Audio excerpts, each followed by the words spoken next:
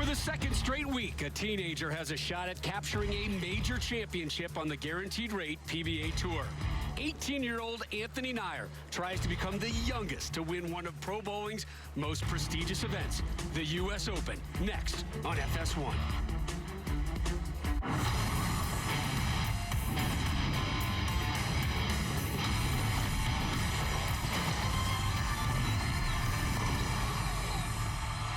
For the first time, Reno and the iconic National Bowling Stadium play host to the U.S. Open, and we've got just a little bit of everything on today's show.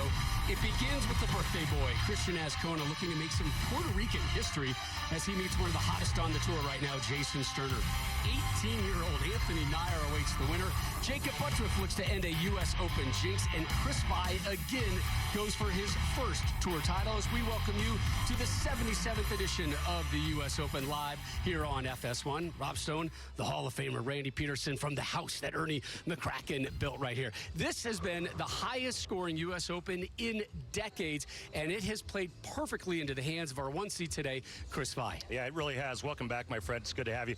Chris Vai is probably the hottest bowler on tour in majors, and who could forget his 300 game that he bowled in the Eastern Regional Finals of the Players' Championship. But Rob, red hot in majors, and today he finds himself in the most enviable position of being the #1 seed. Our 2 seed, Jacob Buttriff, a 2-time runner-up at the U.S. Open, also a 2-time runner-up this season on the tour. Yeah, he's been rededicated himself. He's been bowling really great this season. His lone major, the 2019 Masters, but let's not forget what he did in 2017 and 2018 when he dominated the U.S. Open, only to lose in the title match. Maybe the #2 seed bodes better for Jacob today. And he is our only major winner on today's telecast. Youth continues to be served this season on the PBA Tour. Last week at the Masters, it was the 18-year-old Spencer Robarge. This week, another 18-year-old, Anthony Nyer, who's got some pretty good bowling DNA. Yeah, he really does. I used to bowl with his dad way back in the day on tour, back when we used to throw bowling balls that were only one color, and his father actually ended up winning a title. But I think what impressed me most about Anthony last night was the last 8 games of match play, he went from 8th to 3rd, and I really think that showed what kind of moxie he has. The 18-year-old loaded up his pickup truck in Pennsylvania, drove all the way here to Reno to try and become the youngest major champion in bowling history. And he's standing by with our Kimberly Pressler. Thanks, Rob. So, Anthony, there's been a lot of talk about you being 18 years young, making a major telecast, and you told us last night that there was a lot of talk of whether or not you can actually handle the pressure, but you went from 8th to 3rd to secure your spot. You were confident last night, but now you're under the bright lights of FS1. How are the nerves? The nerves are, I'm pretty well under control. Obviously, there's a little bit, but I've been here before. I've been on TV. It's not my first time out here. It's a different stage, but I'm just going to take it one shot at a time and use my experience on TV. Well, let's talk about the fact that you've been bowling for a really long time. You come from a bowling family. Your dad won a PBA Tour title. Did you used to watch the U.S. Open as a kid? Yeah, I always dreamed of being here. This is almost a dream come true just to be on the TV show, but the fact that I used to grow up watching all these guys out here and now it's me, it's still unbelievable. All right, well, it looks like you're ready for your major debut. Guys? Kimberly, thank you. We had to verify he was 18 years old yesterday. Randy, we said, show us the driver's license. Yeah. Let's see. He does not look 18. You asked for his driver's license. Truth. Yeah. He doesn't look it, and he doesn't act it. Today's 4 seed is Rochester, New York's Jason Sterner. Flash looks for his 4th tour title and first major of his 16-year pro career. Yeah, Jason Sterner is making back-to-back shows, Rob, having finished 4th at last week's Masters. You know how many games he's bowled over the last 2 weeks? You gave me the number. It was high. Yeah, 99. So since March 29th, he hasn't had a day off. 14 straight days? 14 straight days of bowling, 99 games, and that's just competition, not counting practice. Feels like a lot. That's a lot.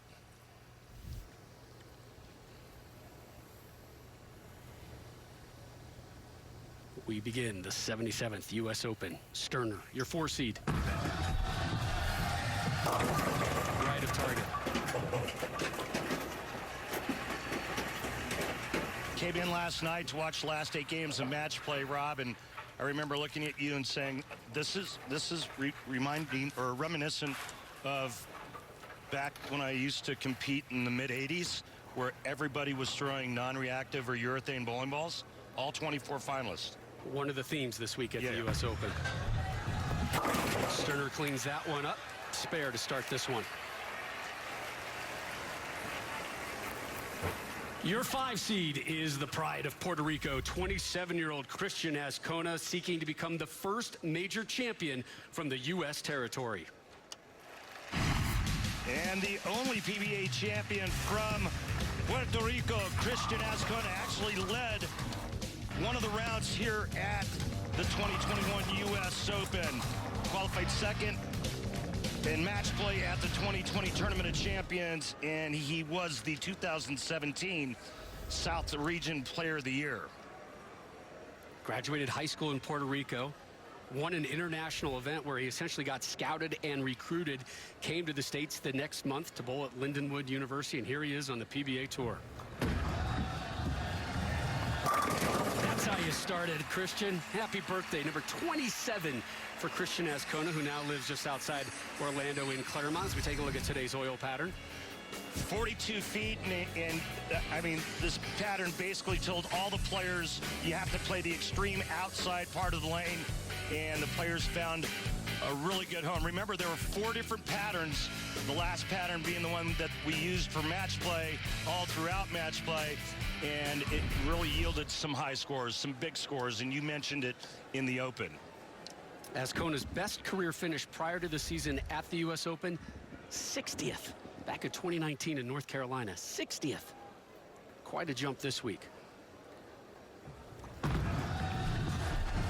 Back-to-back opening jacks here at the U.S. Open for Azcona. 56 total games to get to this point for the players as we take a look at Christian's bowling ball going right through the 1-3 for that opening double. 24 games of qualifying over 3 days. Then they cut to the cashier's round, another 8, and then the top 24 for 24 games of match play. You talked about all the bowling Sterner has done over the last 2 weeks, Randy, and it has done some damage to his right hand.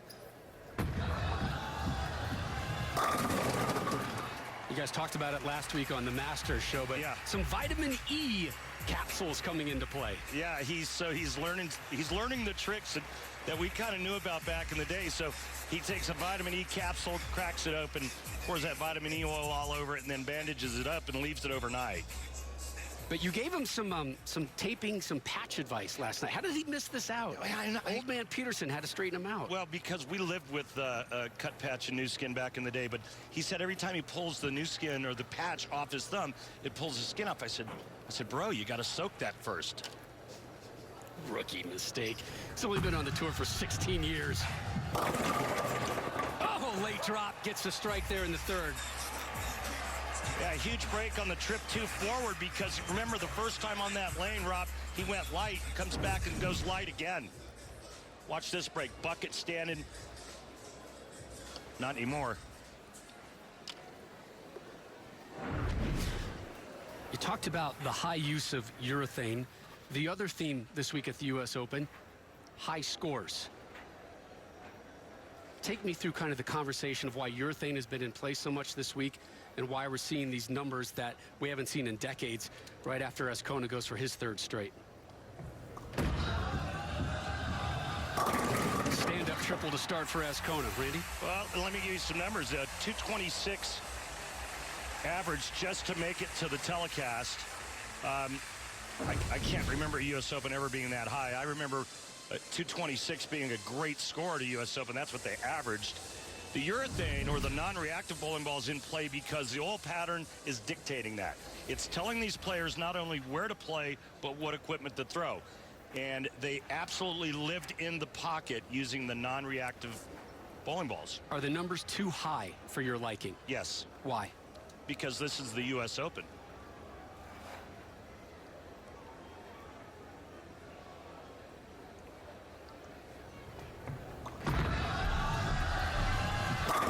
Tailbone! How long has it been? It's been a while, man. It's been a while. Had to practice in front of the bathroom mirror today. I heard you all the way down the hall. Oh. Yeah. Brutally tough, and that's kind of what the U.S. Open's always been about. And I think that's what's made winning the U.S. Open so gratifying. We have seen 7 straight strikes after Sterner opened this match with a 9 spare. Again, leading to the conversation about the high scores this week at the U.S. Open. I'm a high score guy. I like to see big, sure, bouncy, sexy, beautiful numbers.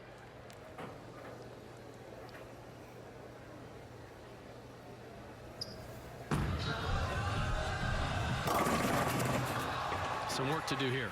Light, light, light. Every shot on that left lane for Sterner has come up light. This time it's the 2-4-5. So the adjustment for me would be to have Jason move his feet a little bit to the right and keep that target the same, and let's try to straighten that angle a little more towards the 1-3 pocket. Slams that one down. Remains perfect. Bookends 3 straight strikes. The 7 spare. Azcona has been perfect through 4. He's already the first from Puerto Rico to win a PBA Tour title. Did it in 2018 in Wilmington. Trying now to become the first from Puerto Rico to win a major tour title. Yeah, nice birthday present. Tell me about it.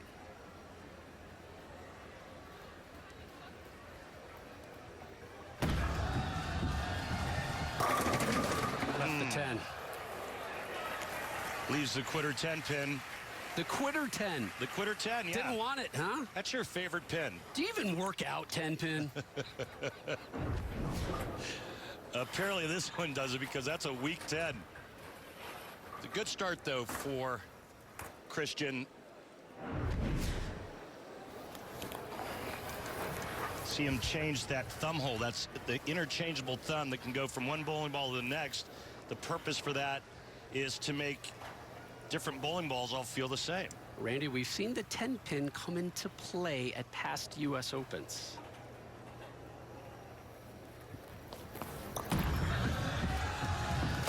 Woo! Skinny jeans!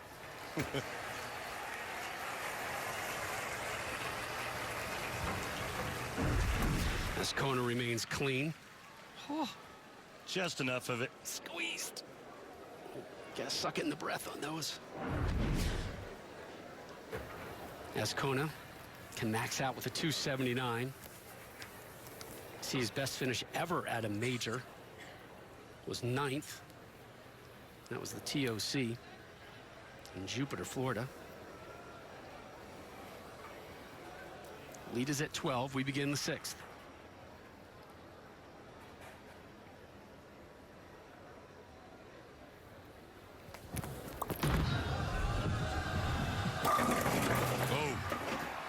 See the difference there where the 6 goes to the sidewall and does what it's supposed to do with its job and just absolutely fillets that 10 pin? Tight one, Randy, so far between Azcona and Sterner. We conclude match 1 from the U.S. Open next. Oh, man, how beautiful is Lake Tahoe? Randy, you tell me you're going to be sticking around town for a couple days skiing? Man, what I can't wait to hit the slopes. Go to North Star, maybe Alpine Meadows. I don't think your left knee wants to ski. My left knee is like... it's no part of it.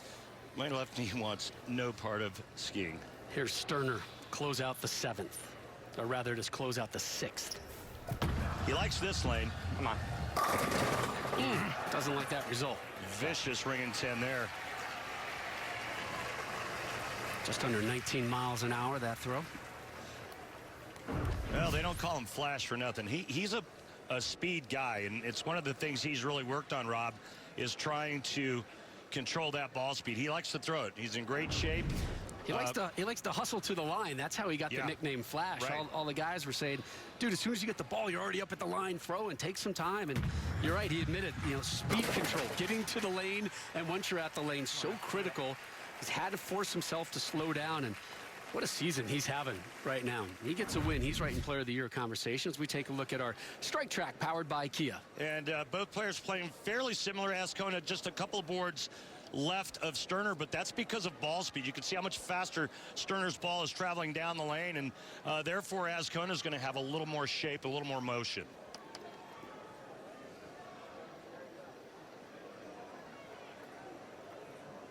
See the launch position differences there. Sterner to begin the 7th. He can max out with a 256. All right. His 4th strike of this opening match. Look at these two numbers here, Rob. So it's 5.7 at the arrows and then 5.5 at the break point. That's about as straight up the lane as you can throw it. Straighter is greater here at the US Open. Well, it was the last 32 games when they went to this pattern.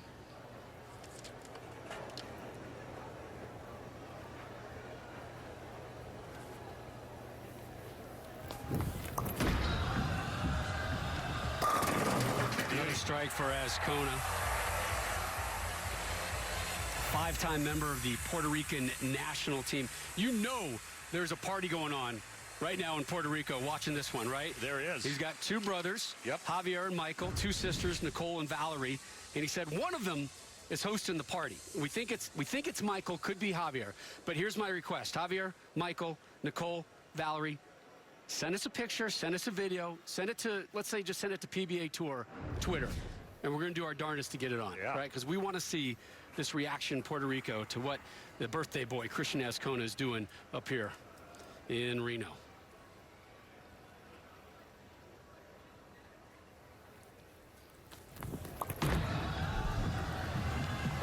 Strike number 7.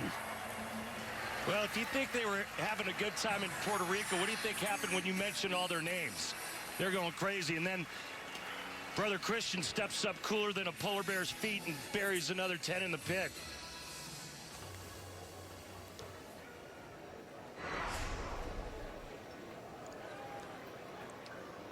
NASCAR coming up next here on FS1.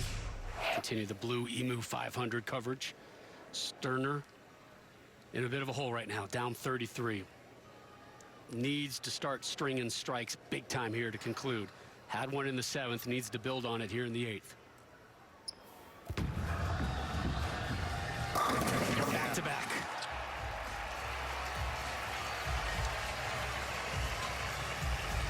Yeah, real good on that right lane, Rob. Only the 1 ring and 10, but you see our strike track numbers there. Also, lots of great stats as Jason's going to take a re-rack, but lots of great stats that come to us from Lane Talk. And for more information on their great app and all their great information, go to lanetalk.com. Just saw bottom left of your screen headshot, and I think a lot of people are going, I don't know who that is. Why am I looking at that kid right there? That is 18-year-old Anthony Nyer, your 3 seed. He is up next to take on the winner, Sterner Ascona. The Nyer story, amazing on so many levels. Can't wait to jump into it when we see him in our next match. Must strike here for Sterner. So that's his second 3-bagger of this match. He cuts the lead to 13. He finally got the ball to face up hard enough on that left lane. And he will finish on the right lane. Ascona now steps up in the 9th and 10th. A nice shot here, but no matter what, he can't shut out Christian Ascona. Did you know that Christian only lives like 30 minutes from me? Well, he lives in the town you used to live in, Claremont, right? That is correct. You know who else lives in Claremont? Norm Duke. You know who else? Jason Couch. That is correct. 10-10. That's all right, because you still see the max score there. With a spare here, if he strikes twice and gets 9, he shuts out Sterner. Again, there's that quitter 10. Do you even lift? Not Not even a little. It's like freshman football, right? You don't even lift, bro. You don't even know. Got to get that 10-pin up to JV varsity status. Last time that 10-pin was lifting was doing ankles. A little Velcro wraparound ankle weights. Walking on the strand. 95% of the time, 10-pin taken care of here on the tour. As Kona drops that one into the pit, so he remains clean. Just his second spare of this opening match. And we transition now to the 10th. 2 strikes and 9 for the win.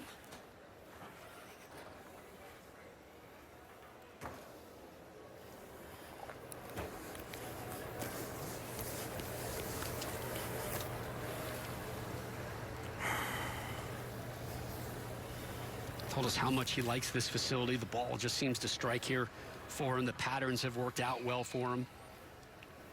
Good news for Christian, Rob, is he's been perfect on this left lane.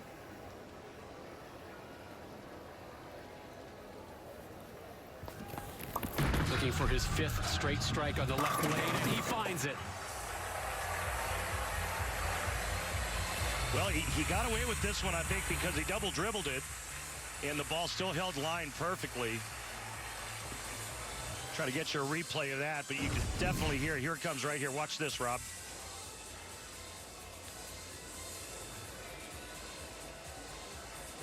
Good news is it's still 10 back. He needs another strike. And then 9. Yeah, anything less, Sterner still has a chance. Christian Azcona taking a re-rack. Great strategy. Make your opponent sit and wait. Collect your thoughts as well. Step up and make the best shot you can make, and give yourself a chance to win this match.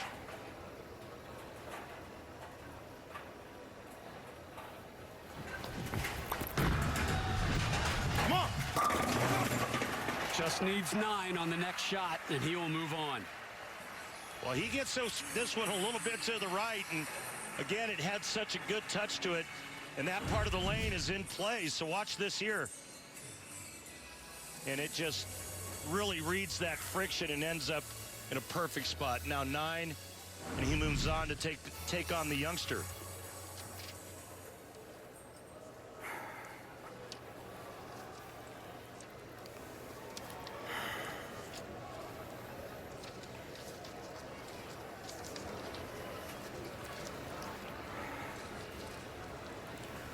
Needs 9 for the win.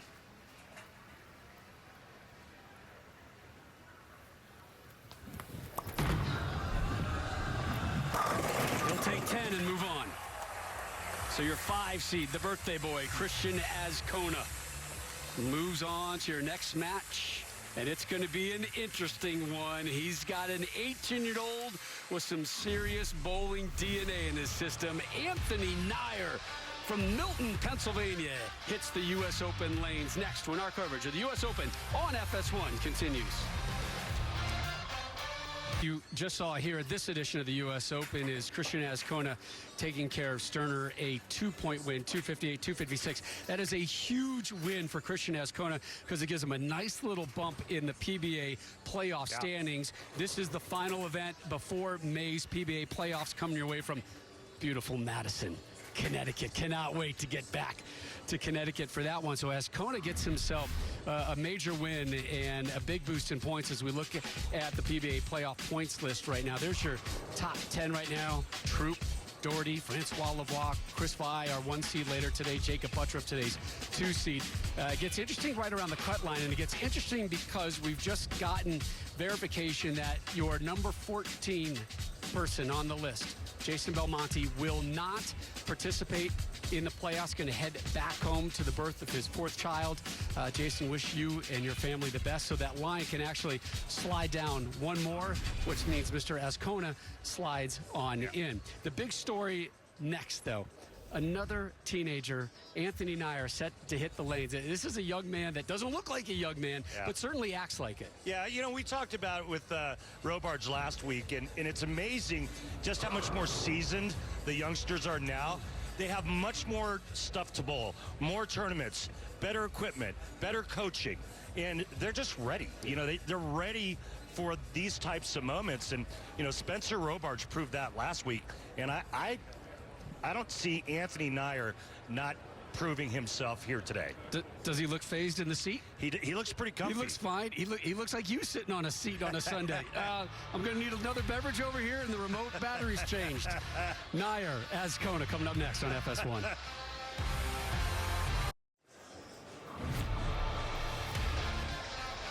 Rob Stone, Randy Peterson, Kimberly Pressler back here with you inside the National Bowling Stadium in Reno. We update our U.S. Open stepladder, and we're set now for match number 2. 5-seed Christian Azcona, 2-pin winner over Jason Sterner. Up next, the teenager, the 3-seed Anthony Nair. Azcona will start. Lives in Claremont, Florida now, native of Puerto Rico. 1 PBA Tour title on his resume. Looking to make it 2. Also looking to become the first from Puerto Rico to win a major on the PBA Tour.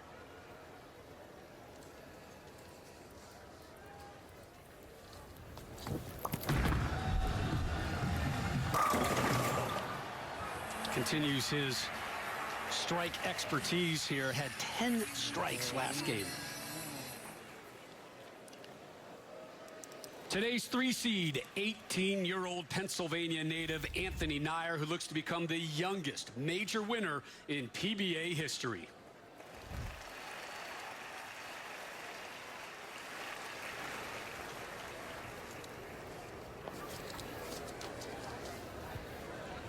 Talked about the DNA in this young man. We're going to get to that in a second, Randy. We got some flashback video. Oh, yeah, it's great. That is just so enjoyable.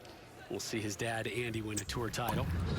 Here's Anthony under the lights. The lefty. Oh, that close to a 7-10 opportunity. Instead, it's just the 7. Big break early for the teenager. That would have been rude. Not a nice welcome to the PBA Tour under the lights.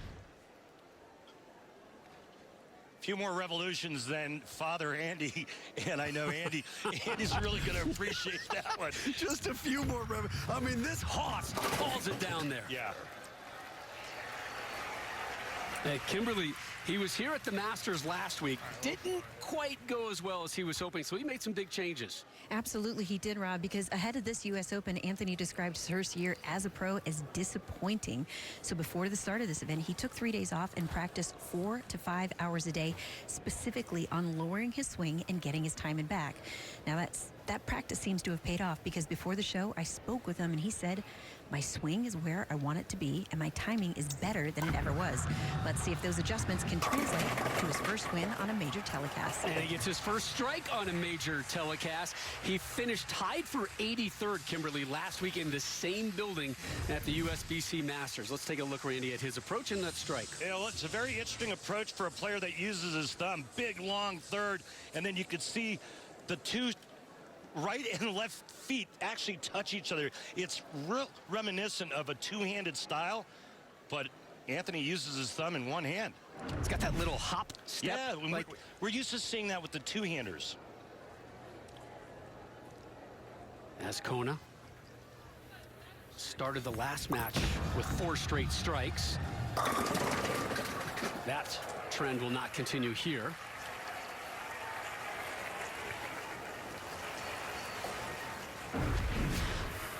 Just a little bit high, leaving the 4-pin. So I would expect Christian to move his feet and his target a little bit left. And when I say a little bit, about an inch with both.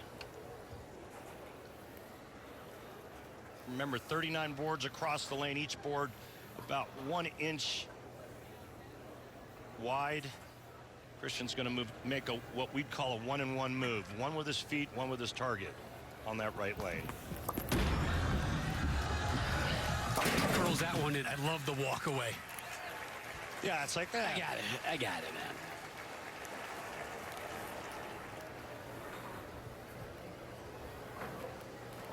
Two-pin win in match number 1 for your 5-seed Azcona. The winner of this one to take on your 2-seed, Jacob Buttroff, trying to win his first U.S. Open. Boy, he has been so close so many times. Was dominant this week for a majority of the U.S. Open. That's been kind of a theme for him through the years at U.S. Opens. Yeah, he led 5 of 7 rounds here this week.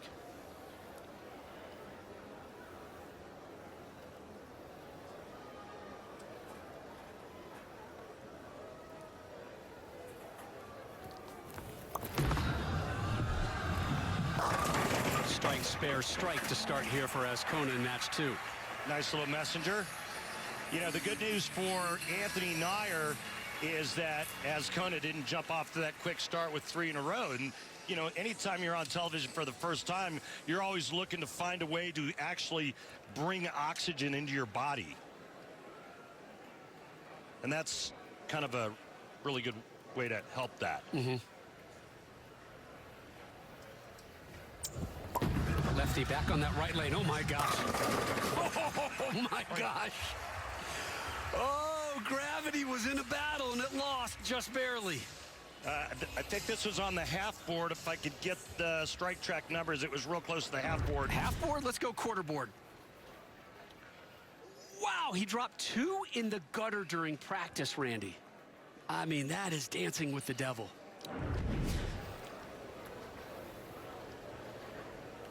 Instead, it's a double and an early lead. Right? Isn't that crazy? From catastrophe to a lead. It was a half inch from being 0. My goodness. Here he goes again. Fearless. And another strike for the teenager.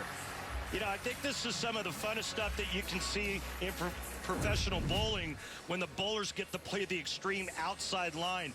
I can't tell you how many amateurs are scared to death of that, because the only thing that they're thinking about is the worst outcome, and that would be 0.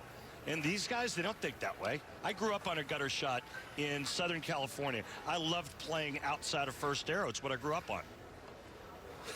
I haven't gotten my breath back. I mean, that is insane. My goodness. So Azcona, methodical, able to calm things down here. Oh, man, he's got a big challenge ahead of him. My goodness. Well, he didn't make a big enough move on that lane, and you can see the ball jumping right through the face. And so what he's going to do is he's going to try to cut the bowling ball over here to the left side of the 4-pin and slice it into the 10.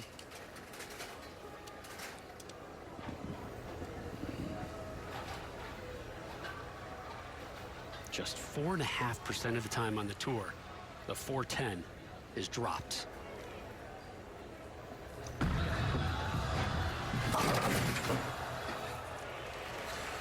Open frame for Azcona in the 4th.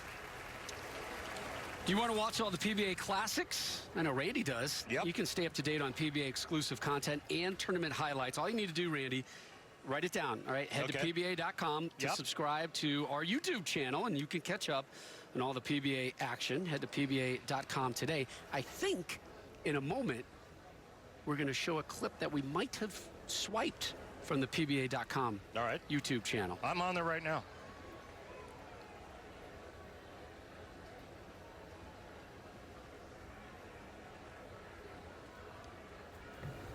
Azcona to open up the 5th. After an open frame, gets a strike. Needed that.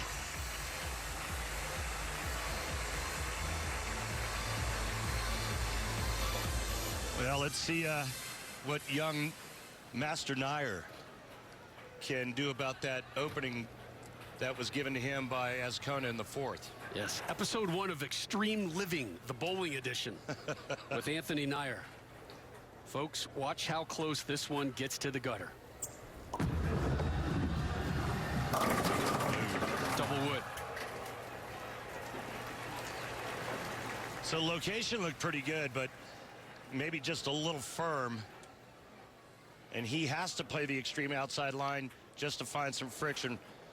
Anthony Nair, one of 2 southpaws we have on today's telecast. The other, you'll see him in the next match. Jacob Buttriff.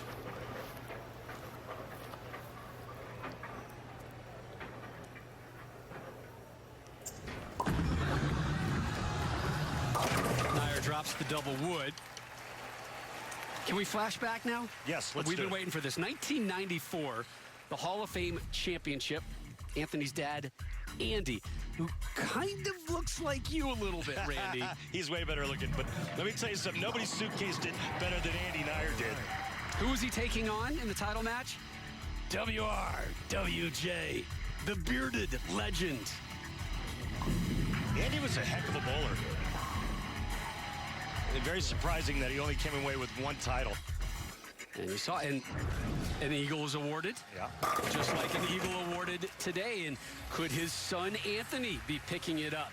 Anthony picking up plenty of strikes here in his first match under the national television lights. 4 strikes for him so far. So Nair can max out with a 268. He's got a lead over Christian Azcona. We conclude match 2 from the US Open next. Reno, Jason Belmonte, your defending champ. He did not make the show this year. Azcona gets a strike there, so that's 2 in a row for Christian and his 4th overall strike. Yeah, Belmonte finished 12th this week. A little disappointing for him, especially when you're defending, but not a bad week overall. Take a look at Christian and watch how much he opens that hand right there at the top of the swing. And then cups the wrist and then uncorks it like throwing a yo-yo into the floor. Watch this. There it is right there. Look how open the body is, and then the fingers right up the back of the bowling ball. Really impressed by the 27-year-old and the year he's having as well. I think the goal was to get into the top 16 for many players and get into the playoffs, and Christian did that. Yeah, through the nose. Well, anytime a player looks back after throwing a shot, that's usually indicative of that lane breaking down and the player not staying ahead of the transition. So remember, it started on the right lane, Rob, when it started to go high, and now it's happened on the left lane, a lane that he was perfect on up until that shot. And this is a perfect setup for his competitor here in match number 2, Anthony Nair. First time under the lights, just 18 years old, being able to bowl his way, which is what his dad passed on to him last night when he saw him advance to today's title show. And an open frame for Azcona. I mean, this is his 2nd open frame, and he has hand-delivered this one to Nair. Gift wrapped. It's not over, but my goodness, now he can only max with a 211. You know, even when it's high scoring, the U.S. Open is still the U.S. Open. And it still commands respect and your attention.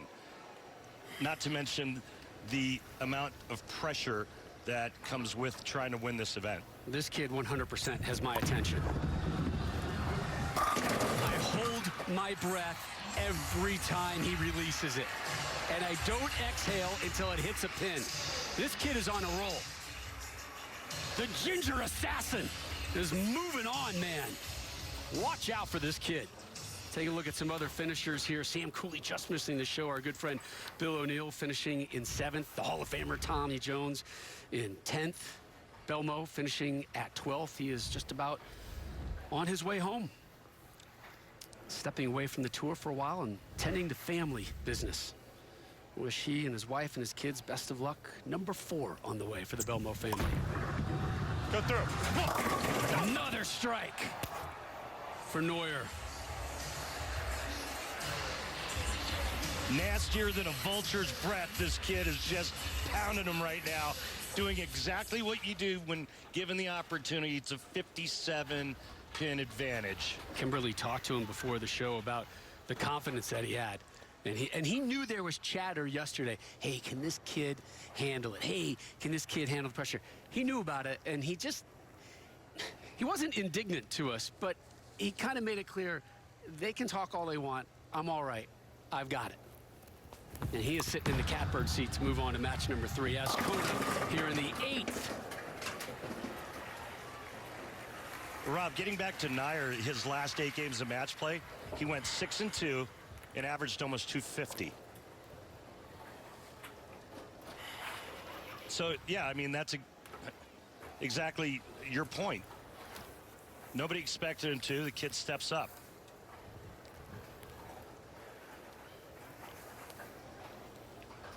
As Kona eyeing the 2-pin here, taking care of 97% of the time on the tour.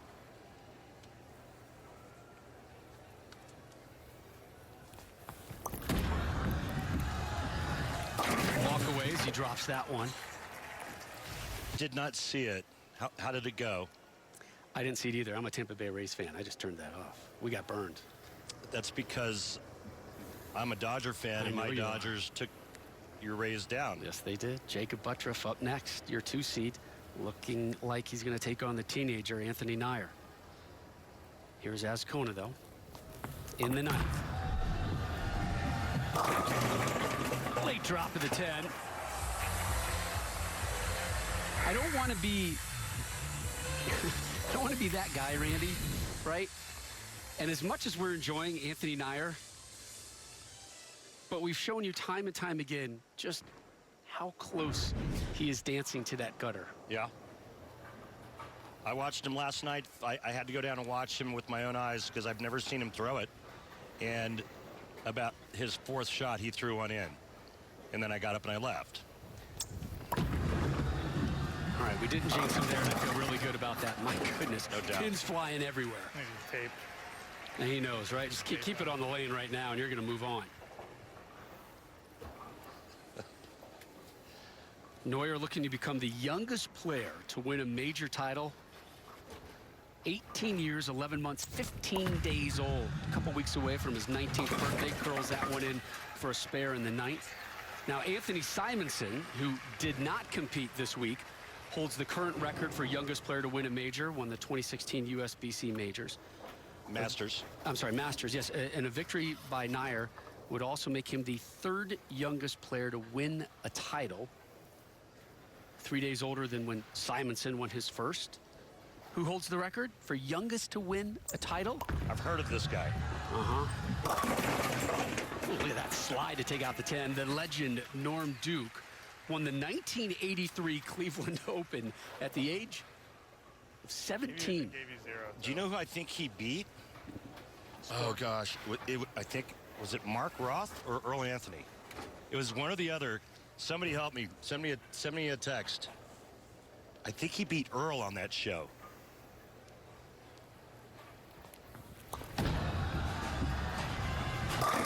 Strike there for Azcona. Nyer, they're fast-tracking things because Nyer has moved on, picks up the spare, so we are getting set for our next matchup. The teenager, Anthony Nyer, advances. He will take on your 2 seed, Jacob Buttriff, who has been so close so many times here at the U.S. Open. Is 2021 the year he finally claims this title? Last year at the U.S. Open in Lincoln, Nebraska, Anthony Simonson taking on Jason Belmonte in the title match. Belmo just blowing up the rack. Cleaning that one up for yet another major title for Mr. Belmo. Somebody's going to get a green jacket today. Could it be Anthony Nyer? Frankly, do they have a green jacket big enough for Anthony Nyer? Yes, yeah, they do. He's a big kid, but they've got a big enough one for him. Man, that kid was so impressive. Last game, there's a look at Nyer trying to become the youngest to ever win a major. And Nyer, the 3 seed, able to move on with a 36-pin win over your 5 seed, Christian Azcona. 7 strikes in that match for Nyer. The story, though, a couple open frames from Azcona, which opened up the door for the young teenager. We are trying to fill that 5th and final vacancy for the guaranteed rate PBA Super Slam, which comes your way next Sunday, 12:30 Eastern on Fox. You win a major, you get an invite. Who's there already? Let me tell you, pretty good-looking group. Yeah, it really is. I mean, some strong players, and then we're going to add another one from this group. The youngster and Jacob Buttriff, 2 southpaws going at it in our next match. Plus, going back to next week in the Super Slam, you got 2 guys who are early contention for Player of the Year, Tom Doherty and Kyle Troop as well. Yep. Interesting, Tom electing not to bowl here in Reno. Yeah, that was talked about. I bet it was. Just saying. He and I talked about it. How about that? Did you? That's how much we talked about it. All right, so Anthony Nyer, 8 18-year-old from Pennsylvania. Yesterday, after he qualified, Randy, I went out to the parking lot. What did I see? Him loading up his pickup truck full of bowling balls. He drove himself from Milton, Pennsylvania, out here to Reno to try and become the first to win a major title at this young age, and he has got a major test ahead of him here in the first frame. Yeah, not the start he wanted.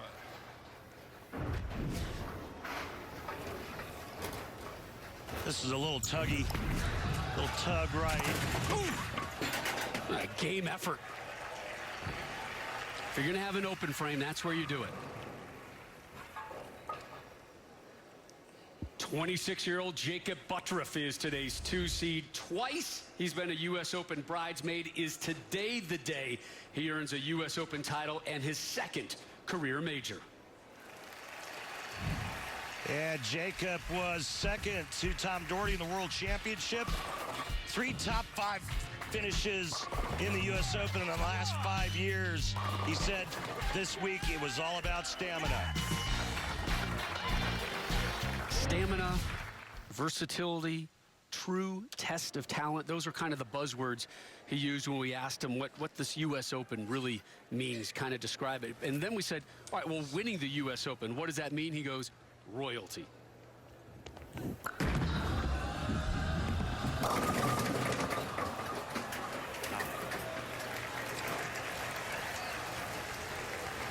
Kimberly, Jacob was watching the last match. What were his big takeaways? He sure was, because during that match, I saw him intensely watching it. So I asked him during the commercial if he learned anything, and he said yes. He was watching Anthony since he is the other lefty on the show. And he says it seems that Anthony is losing his look and needs to stay super slow on that left lane. So I might need to force him out of his game plan a little and maybe even have myself end on the right lane. Randy, what do you take away from that? I have no idea. I'm right-handed. Now, Buttriff, 26, but clearly the veteran in this battle. I think the big advantage for Jacob is ball speed. He can throw it softer. Another advantage, he's not the 1 seed here at the U.S. Open. True. Which doesn't quite make sense, but clearly the 1 seed role for him hasn't been working out. Yeah, it hadn't panned out in the past. I think this is a great spot for him to be in, Rob, because if he can get past young Nair, he's got that 1 game under his belt. He goes into the title match, and he's confident, loose, and knows what the lanes are giving him. Come on, 10-pin, get on down! You know, when we're talking about youngsters winning in the sport of bowling, as we take a look at this light mixer, can I throw a little something at you, Rob? Please. So how about Wendy McPherson, who is a PWBA and USBC Hall of Famer? Do you know that she won the U.S. Open at age 18 on her spring break from high school? Let me tell you, that's not how I did my spring breaks. Speaking of spring breaks, Anthony Nair 100% looks like the kid that you would go up to in high school and say, hey, can you maybe get me some California coolers? This dude does not look 18 is my point. We all had that dude in high school, didn't we? Yeah. Yeah. I was not that dude I'm still not that dude. I was thinking more like you were going to say something like, hey, listen, if I give you my lunch money, can I get some protection? that would work too. I really like this kid's demeanor. His attitude, my goodness. The RPMs, fearless out there. And I love it. 18, I'm going on the tour. That's what I'm doing. He has made a commitment, got his PBA card on a Wednesday in October. And what did he tell us?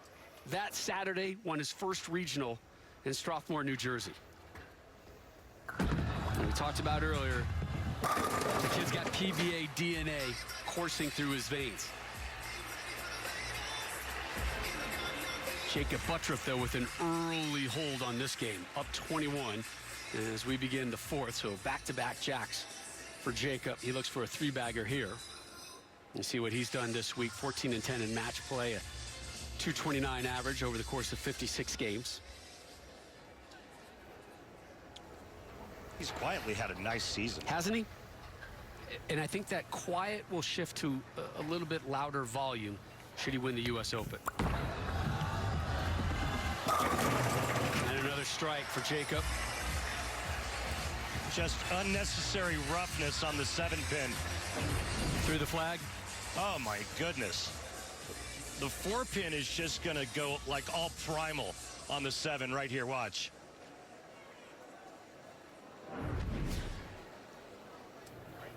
So he takes a seat, up 31. So now some pressure on Nair.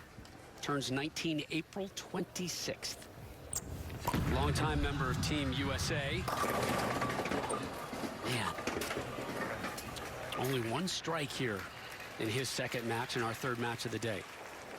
And so you can see what happens when players are using these non-reactive or urethane equipment and they're playing fairly close to one another, because these bowling balls have so much surface added to them with sandpaper, with Aberlon pads.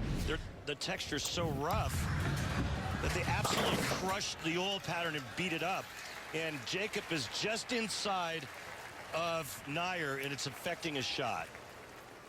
How do you react to the use of so much urethane this week at the U.S. Open? Like I said, I haven't seen this much urethane go down the lane in a very long time. And I literally walked in last night at the start of match play. 24 players were using urethane. Does that bother you? Yeah. Why? Because I think it's making us go in reverse. This is essentially equipment we used back in the 80s. And granted, they've been upgraded. The weight blocks have gotten more dynamic. The urethane itself's gotten a little stronger. But, you know, we're in the business of entertainment and evolving and moving forward. And I think that I'd rather not see this type of bowling ball go down the lane each and every week.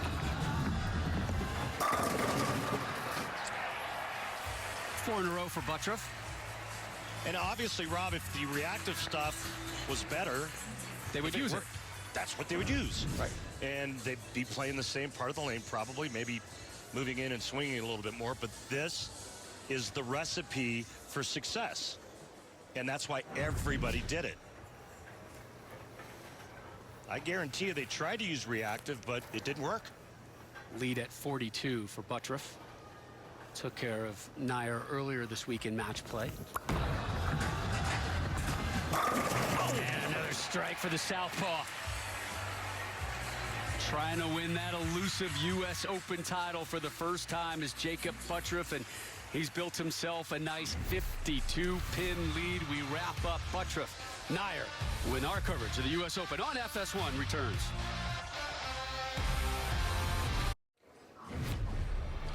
We are back inside the National Bowling Stadium in Reno, continuing live coverage of the 2021 U.S. Open, the 77th edition of this prestigious tournament. Teenager trying to win it for the first time, Anthony Nair. But he's in a bit of a struggle here in his second match and third overall, down by 52, but working on a strike here in the sixth. I think he's got high every shot on that lane. 4-6 in the first, then he leaves a 6-pin, and then here again he goes through the nose, leaving the 2-4. Has not figured out the transition, Rob, and again, how much turbulence is Jacob Buttroff's ball creating for him? Well, it's not like Anthony doesn't have a lot of experience. Year upon year of Team USA experience has helped get him to this point. Again, this is his first year, not even really his first year, just his first couple of months as a pro on the tour. And it takes a while to figure things out. You see a two-time junior gold championship winner. You know, I think there's so many processes to becoming a champion on this tour, and especially winning a major. And I'll get to those processes right after this shot. Again, you can see that ball breaking loose early. 7-10. Come on, man. Again, the look back. So that's what I mean. I don't know why I re-racked. Right through the face, leaving the 710. The 710 only been made on television 3 times in the history of professional bowling on TV. Come on, kid, do it. Oh, he did it! He got the 710, Randy! He did it! Woo-hoo-hoo! My goodness, the Ginger Assassin just dropped the 710. You bet, kid. You bet. Oh, man. Give me some oxygen and water, the spare of the game. Brought to you by Guaranteed Rate. If you believe it, you can do it. Guaranteed Rate. Believe you will. I believe the Ginger Assassin can drop the 710. Oh, man. It actually came off of the bowling ball and into the 7. Oh, that's crazy. Oh, here's Buttroff. Gets a strike. Boring. Right? Give me a 710 all day, every day. It was awesome, Jacob. Oh, man, I wish those masks were off. I want to see that smile. 4th time in TV history, a 710 has been dropped, and it's the teenager, Anthony Nyer, doing it. Oh, man, Pop's back home, Andy is loving it. How about the last one before him to make it? 91? Was just Stayrook, another southpaw.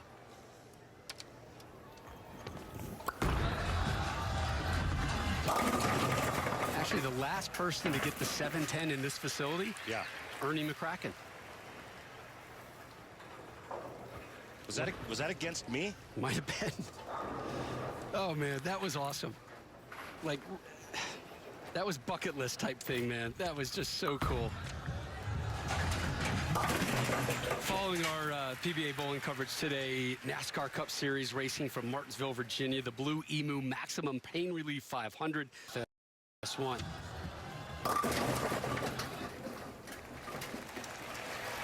Well, Nyer can't get strikes, but he can drop a 710 right now. Contact. Just 2 strikes here. Unable to figure things out. And you can see the problems coming early, Randy, with the open frame in the first. Just hammers those 2 back in the pit. Get another spare. So that's 3 straight 8 spares for him. All right, so think about this, Rob. So it's like you're in an airplane, right? Mm-hmm. And you're getting ready to take off. And you're like in a little puddle jumper. And right in front of you, there's a 747 taking off, right? So it takes off, and now you're going to take off right behind him. What do you think that's going to feel like? You want to talk about jet wash? I mean, so that's exactly what's going on with this young man right here. And you know what? All the experience in the world is not going to prepare you for this unless you go through it at a U.S. Open, and that's exactly what's happening to him right now. Buttroff running away with this one, up 65. That one a sloppy little shot, but it's not going to hurt him. 2-7, baby split. You know why they call it the baby split, Rob? Because it's smaller than the big split? Yeah, exactly.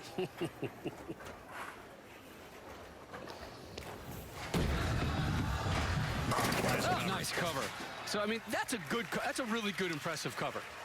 You know what's a better cover? Yeah, the other one? The other one. Can I give me the 710, please? Yeah. Anthony Nyer. Bing, bong, boom. Oh, that is just glorious television. He's got that for the rest of his life, man. Pretty incredible. That's going to help that drive back home to Pennsylvania. Strike there. 4 players. 4 in the history. So Jacob moves on. And we thought, Nyer was in position to make history today. We just didn't think it was going to be of the 710 variety. Right. I'm still buzzing over that. I'm telling you, that's crazy. So good. And lost in it is Jacob Buttroff. Is really rolling nicely here, and now he's 1 win away from his first ever U.S. Open title. 1 win away from getting himself reinserted into the Player of the Year category and getting himself a slot at Super Slam next week outside D.C. All right, right, so since we're both still buzzing Yes, sir. about the 710, one more 710 stat. Ready? Please. First player to ever make it, Mark Roth. The next 3, all southpaws. Interesting. John Mazza, Jess Stayrook, and now Anthony Nyer. And now up our 1 seed, Chris Nye, in an unusual position. More on that when we return. Well, there's one more vacancy left at this year's Guaranteed Rate PBA Super Slam. Kyle Troop, your PBA Players Championship winner, will be there. Francois Lavoie, your Kia PBA TOC champ, will be there. Our good friend Tom Doherty, your Guaranteed Rate PBA World Champ, yes, will be there. USBC Masters champ Thomas Larson, the 4th invitee, and now the winner of the US Open. All the major winners at the Guaranteed Rate PBA Super Slam comes your way next Sunday, April 18th, 12:30 Eastern, live over on Fox. The big story, Jacob Buttriff with the win, but Anthony Nyer, the 710 conversion, the teenager, standing by with Kimberly. That was so amazing to watch. Now, Anthony, I know you wanted to make it to the finals, but you did something only 3 other people have ever done in PBA history, and you made the 710 split live on television. So walk us through what was going through your mind, because everybody here stood up and started screaming when you made it. I mean, at that point, I was just kind of ready. Like, I have 710. Jacob pretty well had me beat. But I was like, I mean, just kind of throw hard and hope. I mean, it's not really a spare that there's any strategy, too. So I was kind of shocked when I made it. I'd never expected to make it. Well, you did, and like I said, everybody here was on their feet, and I was screaming. But let's talk about the fact that you said prior to this, you said that this season was disappointing for you, but you made a major show. You made a 710 split on national television. How would you describe the season now? I would describe it as a good season. I mean, I came out here, I didn't expect to win because, I mean, rookie year, you never expect to win, but to finish 3rd at a new US Open, I mean, that's pretty impressive for me, so I'm happy with it. Impressive indeed, and you got a bright future ahead of you. It's your first year as a pro. You're going to be amazing. Thank you for your time. Thank you.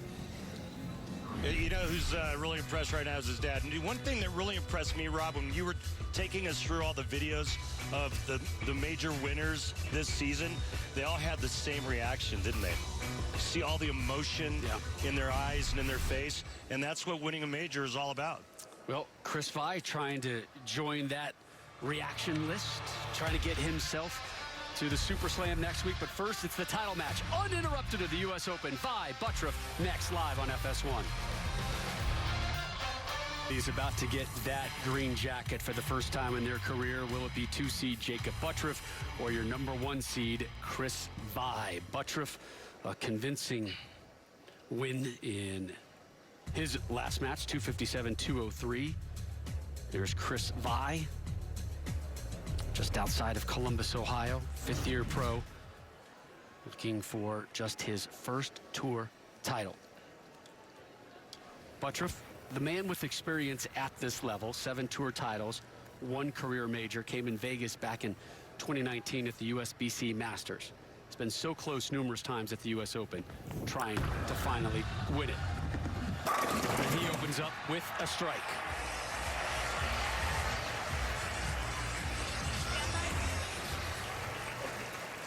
For the first time at a major, 29-year-old Ohio native Chris Vi is your number 1 seed. And Chris has been knocking on the door of major championship competition for the last 2 seasons. Last night, he needed 2 strikes in the 10th frame to overtake Jacob Buttriff. He did just that. He said, in order for me to win, I have to stay aggressive. I can't be passive. Aggressiveness is the key to winning. He doesn't come off as an aggressive guy, by the way. When we interviewed him, you know, I'm like, look at your heart rate going. Look at the energy level. And he's like, listen, I'm pretty mild-mannered. I'm pretty calm. My guess is you're going to see some fist bumps and some barking if things go his way right today in Reno.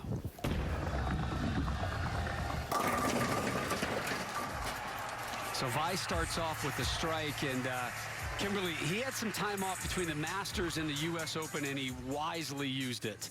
Plus, he's in a different position this time, something nice for him. Yeah, absolutely. So you guys mentioned earlier that Chris has made 5 of the last 7 majors, but this is the first time that he is the #1 seed.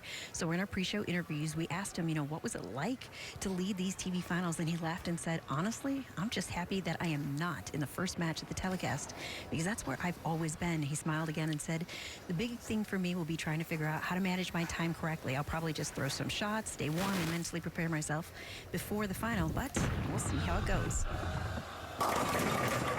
Ooh. It was that close to a perfect start. That 10-pin avoiding contact. This is the first time not in the opening match of a major telecast that he's made. Head pin came across looking for seconds and then decided against it.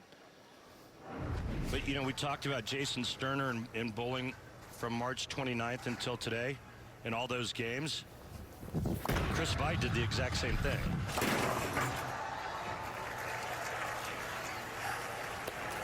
So Vi strikes spare. He takes a seat. Jacob Buttriff steps back up.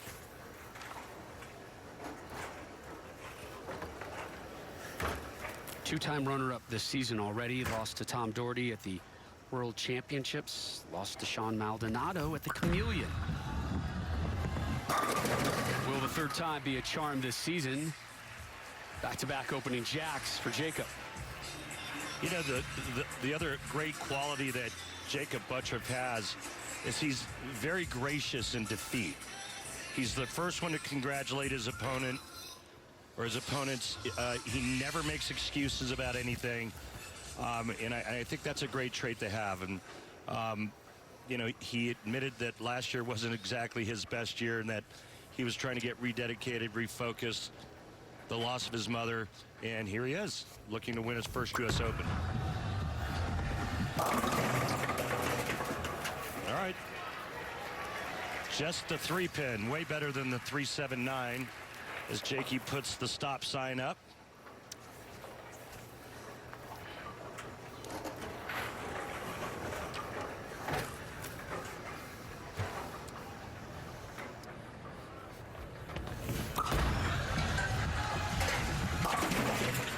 Jacob remains clean. The impact of the pandemic on youth sports has been significant, and while recovery has certainly started in some communities, too many children in need are still left on the sideline. Visit goodsports.org to learn how you can help Fox Sports and Good Sports restore play for at-risk youth and the programs that serve them through donations of brand new sports equipment. Vi to close out the third. Strike 9 spare to start for him.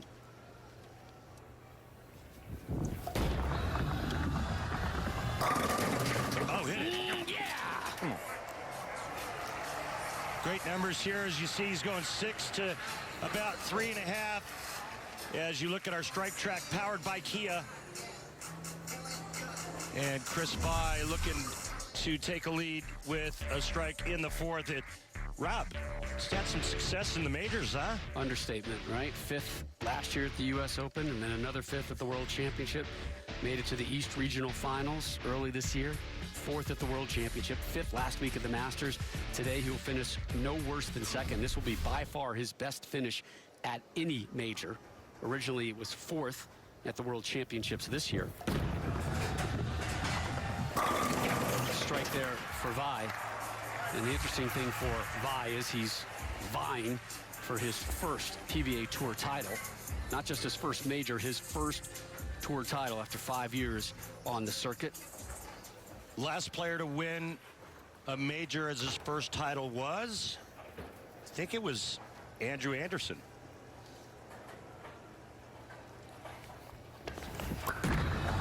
Buttriff in that unusual approach and delivery, getting another strike.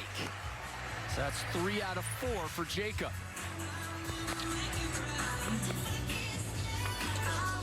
Yeah, you said it, Rob. Unusual is exactly how you would describe it. Look at that cupped wrist. And then as he lets go of the bowling ball, he continues to slide. The slide leg straightens up. It's a very unusual style, but make no mistake about it, this young man knows how to bowl. If you were a bowling instructor and this young man, you didn't know who he was, showed up and that was the first shot he showed you, what would you do? I'd change everything. Don't change a thing. Come on, roll into it. Not enough. You know, it was like when Amleto Monicelli first came out on tour, and he had the left arm straight out in front of him and his hand wide open, and just about every player on tour said, this kid won't win a thing. Right. What are they? And then it was like 20 titles or 21 titles later, and Hall of Fame stuff. And yeah, but I mean, if I would have looked at Jakey like early on, I would have said, gets the ball in the swing real early, kind of doesn't have a whole lot of knee bend, kind of keeps slide. I'd have probably gotten him to at least stop his slide and then stay flexed in that slide leg, and that would probably be it. You'd be looking at a payday because you're like, this is going to take a lot of lessons. You're going to be hanging out with me for a while. You know, just give me your credit card number. One pin game. Vi in the 5th. Looking for 3 in a row and finding it. Oh my! The sidewall and sends the 10 pin to the blue tent.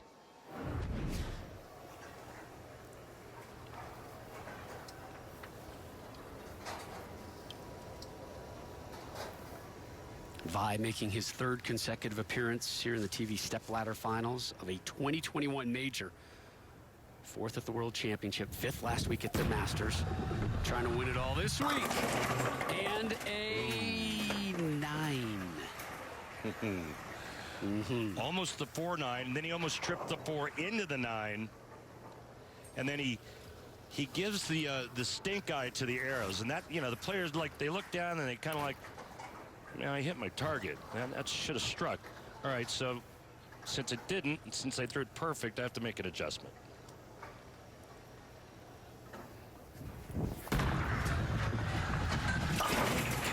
Second spare for Vi, and following our coverage today, NASCAR Cup Series racing from Martinsville resumes. It's the Blue Emu Maximum Pain Relief 500. Last night, rain put a halt to it after 42 laps. Denny Hamlin, your leader as the race resumes. Coming up next, 4 Eastern, 1 Pacific, right here on FS1.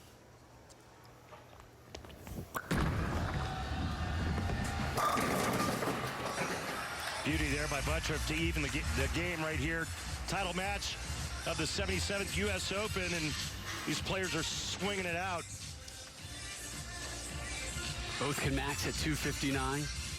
We're 6 frames through our uninterrupted broadcast of the US Open Championship match. Next week, the tour off towards the DC area for the PBA Super Slam, live on Fox. The right lane has been awfully comfy for both of these guys. Left lane, not so much. Strike there for Jacob. Now it's all even.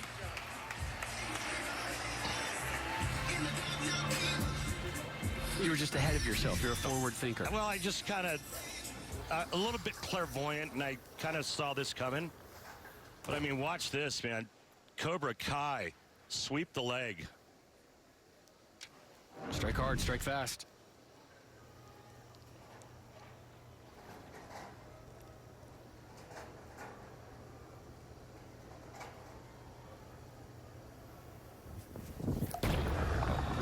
Didn't like it. Yeah. Right of target, but not a whole lot of damage. Yeah, you got it inside of target, and then that ball hit all that oil, and it just kind of flared out on him. Left the 5 pin.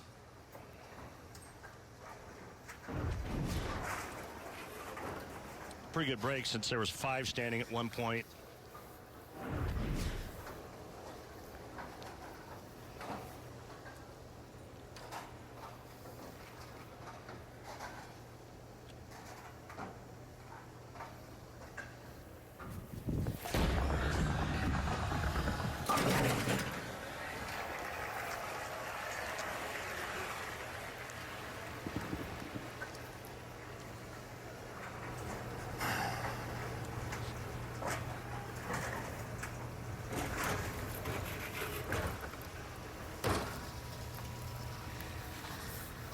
Tight one here in our championship match. Vi trying to win his first ever PBA Tour title. Buttriff trying to win his first ever US Open.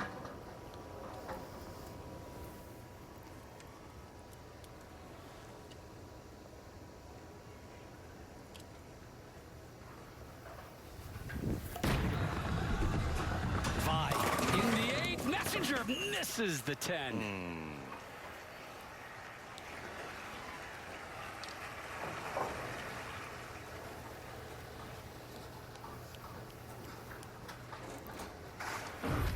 Not what you want to see if you're Chris Vi, especially since Buttriff is working on 2 in a row. And we're getting late in the title match of a United States Open. This one dropped 95% of the time on the tour. That'll increase the percentage. So for Vi, he's going to take a seat after not 1, not 2, but 3 straight 9 spares. Buttriff looking for a 3-bagger here.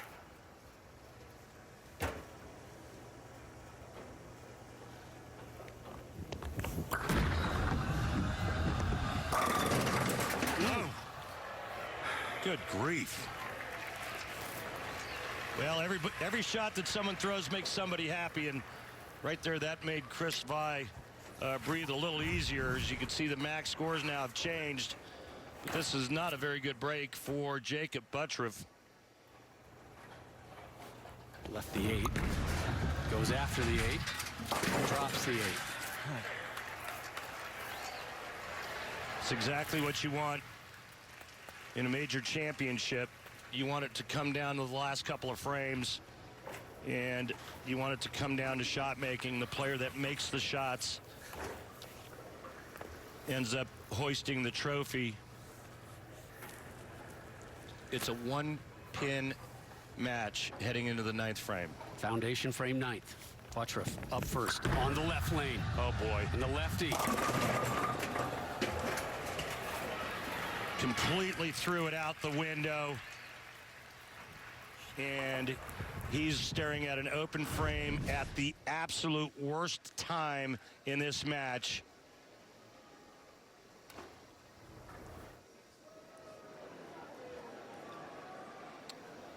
.379.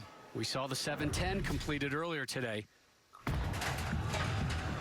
3, the 7, but the 9, or rather the 3 and the 9 drop. The 7 stands. Open frame in the foundation frame 9th. Ouch.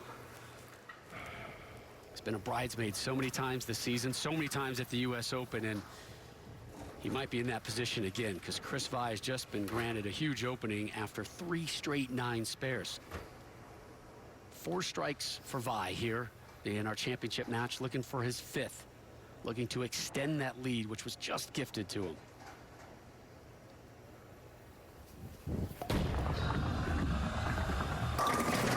Careful. Does anybody want it?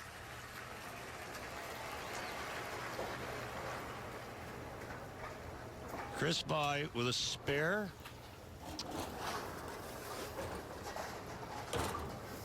And 9 spare strike will win the US Open.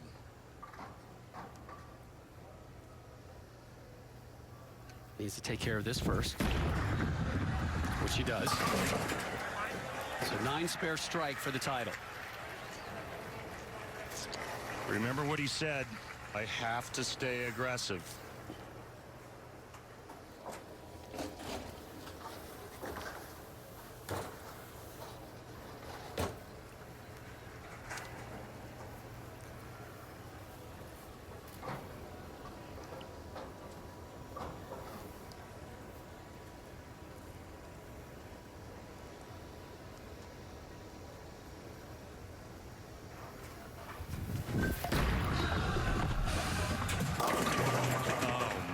Goodness.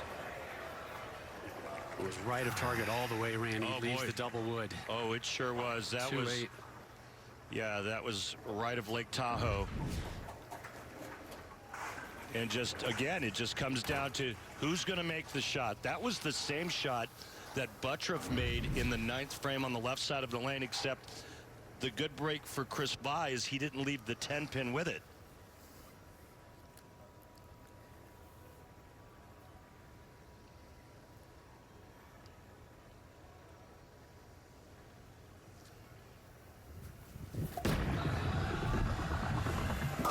Takes care of that. Well, that's a nervy pickup there for Vi. Well done. Rob, do you think sudden death is good in sports? Do you think it's exciting? Well, if Chris Bye strikes here, Jacob Buttriff has to strike out. And if he does, we go to sudden death.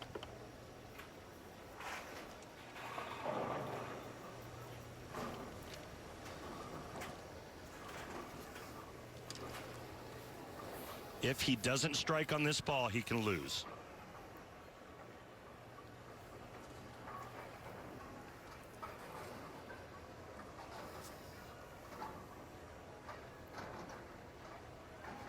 He's been passive, changed his game to aggressive. How does he attack this? In the 10th. Big strike for Vi. Cannot lose in regulation. Takes a seat, knowing Buttriff has to drop 3 straight racks. Last time up on this lane, Buttriff hits the pocket, leaves it solid 8. He's 3 of 4 on the right lane. Coming off an open frame in the 9th. Buttriff must have it. 1 down.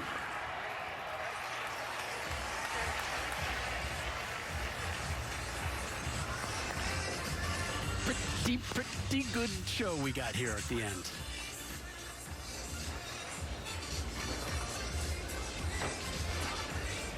And to have this here at the US Open, what a perfect stage for it. Yep. So great to be back in the renovated National Bowling Stadium. Buttriff still needs 2 more strikes. Come on, Messenger! Yeah! Bailed out by the Messenger. 7 in the pit. Needs 1 more strike for a roll-off. Everything's coming up.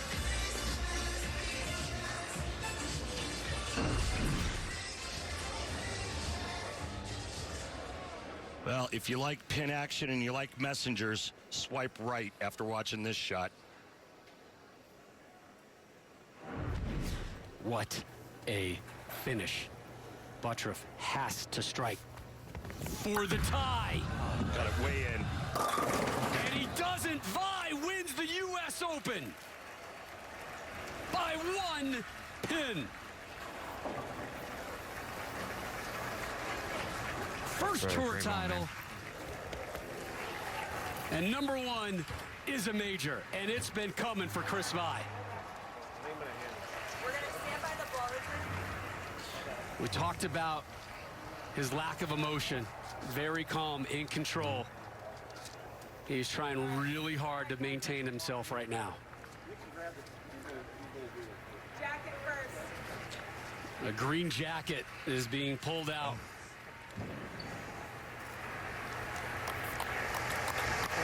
Jason Overstreet from USBC putting it on. Amazing. Thank you so much. I think we're Tom both Clark, the shaking. commissioner of PBA. Thank you. Hands off the eagle. Storm Nation, thank you so much. Turbo, couldn't do it without you guys. Shout out to all the family and friends back home watching. Oh.